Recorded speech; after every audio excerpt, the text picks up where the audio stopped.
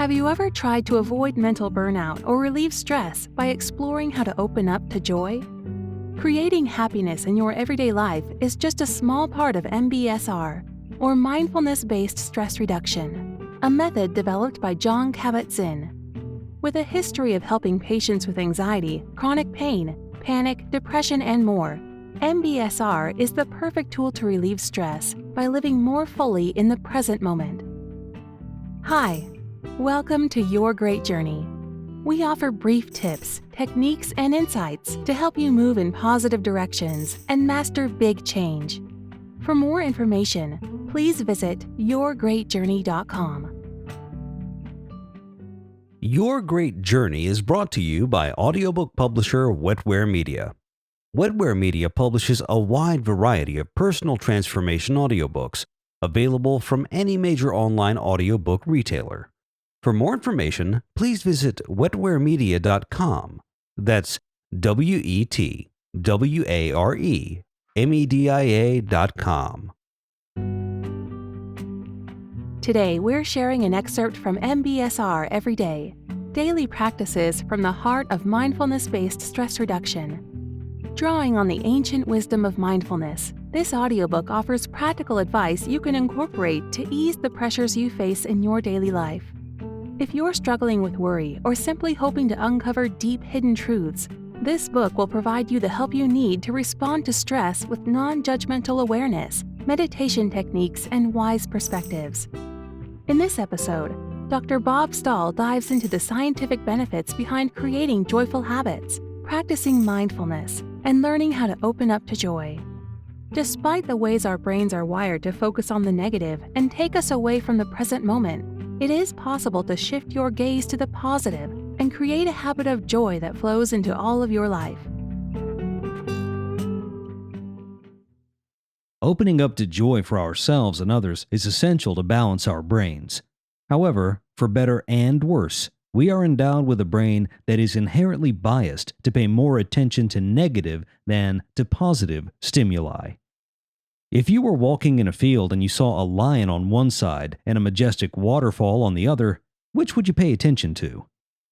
No matter how majestic the waterfall is, we are wired to survive in order to pass our genes on to the next generation.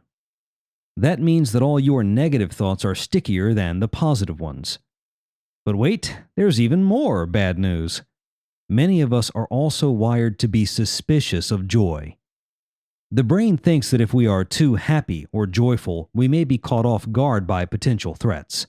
Also, some of us grew up in a culture that taught us that opening up to our own joy and achievements seemed narcissistic or indulgent. Therefore, we may be quick to move on from joyful moments. Brené Brown has called this experience foreboding joy. With mindfulness, we can help the brain evolve to feel less stressed and more open to the joy that's inherent in our lives and the lives of others. This act of kindfulness awakens the heart.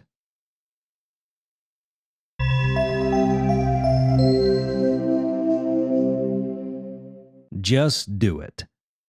The following is a practice with the intention of stirring up an awareness of joy, and perhaps of the obstacles that get in the way. Have joy for your joy.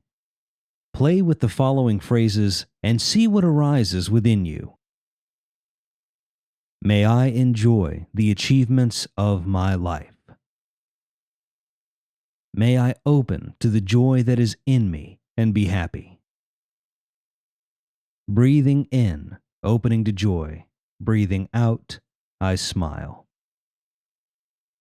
If you notice judgments about this being silly or self-indulgent, stay with it anyway and allow your experience to guide you, not your judgments.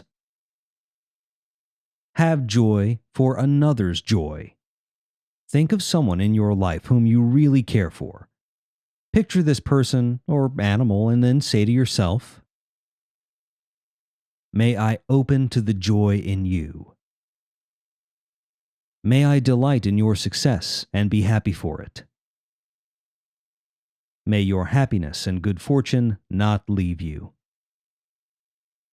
Remember, the only intention here is to incline your mind toward your heart. Notice whatever arises physically, emotionally, and mentally as you do this. Have joy for all our joy. Finally, open this to all people, and also hear us saying this to you, if you can take it in. May all people enjoy success and whatever they set out to do. May we all be free of jealousy and envy of others. May everyone who has good fortune share their good fortune with others. Know that as you move through your life, there is nobody more deserving of kindness and joy than you. Your brain's guarding against joy is not your fault. It's just the way it is.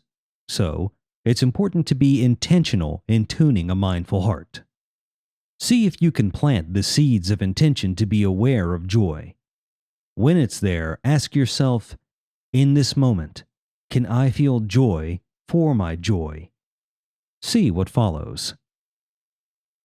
The powerful lessons that come from MBSR are far too serious to take seriously. We need to make sure these experiences are balanced with some lightness and humor. The Dalai Lama often speaks of the power of humor and smiling, not only to tune our hearts, but also to bridge a connection between people, even between enemies. Science has shown that smiling, especially the kind of smile that involves the muscles around the eyes, creates a specific type of brain activation that's connected to being in a kinder and happier mood. Recent research shows that this kind of a smile, known as a Duchenne smile, leads to lower heart rate levels and quicker recovery from stressful activities. Sometimes when we're practicing mindfulness, it's almost as if the quality of attention we need is a smiling heart. It's a kind of smile you might give to a newborn baby who is so fragile and vulnerable. We want to direct this type of warm and kind attention inward.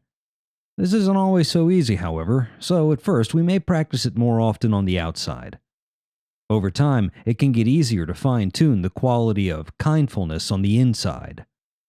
And it turns out that practicing being mindful of smiling and humor in daily life may have an even greater benefit than tuning our individual hearts.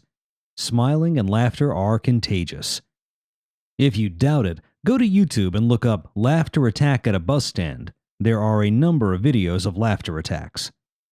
The Vietnamese Buddhist monk and activist Thich Nhat Hanh says, "Sometimes your joy is the source of your smile, but sometimes your smile can be the source of your joy." Set any judgments aside for right now and ask yourself, what would your life be like if there was more smiling and laughter in it? What would the world be like if there was a bit more smiling and laughter? Would the world be a happier and even kinder place?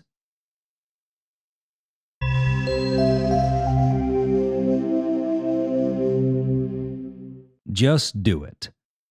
It takes 17 muscles to smile and 43 to frown. It takes approximately 200,000 frowns to create one permanent frown line on your forehead. Thus, a smile helps you look better and younger. Experiment with being more intentional about smiling today. Do this with your local grocery clerk, your neighbors, friends, or the person walking by you on the street.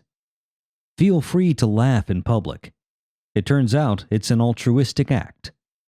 If you need a little help, look up Benefits of Laughter Yoga with John Cleese on YouTube. Press play and see what you notice. Why not start bringing mindfulness to smiling right now? Thanks for listening to this excerpt from the audiobook Mindfulness-Based Stress Reduction Every Day. You can purchase the complete audiobook from any major online audiobook retailer.